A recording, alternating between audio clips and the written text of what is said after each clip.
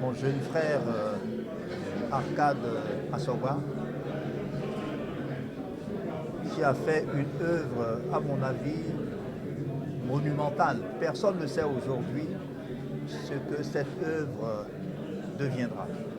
Le public du Centre culturel artistique Africa s'est réjoui au terme de la projection du film L'Argile, une histoire qui replonge l'auditoire dans les considérations familiales du Sud Bénin. C'est des faits empiriques de la société qu'il a essayé de partager un peu avec la population. L'inceste, il y a des liens qu'il faut éviter dans la vie. C'est en partie ça que l'artiste a essayé de décortiquer un peu dans cette œuvre. Il faut aussi voir un peu tous les acteurs de taille du cinéma béninois qui ont été mobilisés pour la réalisation de ce film.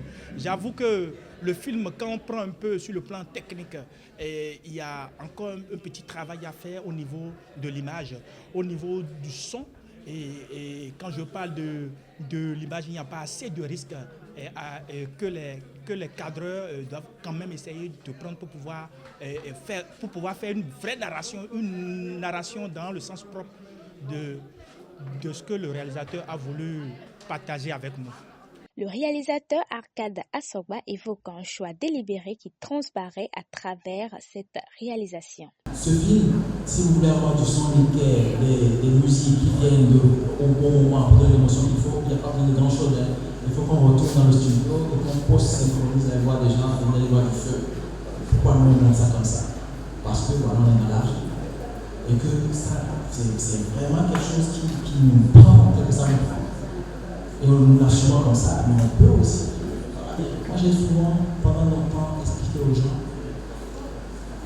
quand on était à Ouida, formé à l'ICO, on était un certain nombre de jeux et on avait une manière particulière de slower les gens qui étaient formés pour la télé. On disait, nous crachions sur la télé parce que nous venions créer, faire de l'art.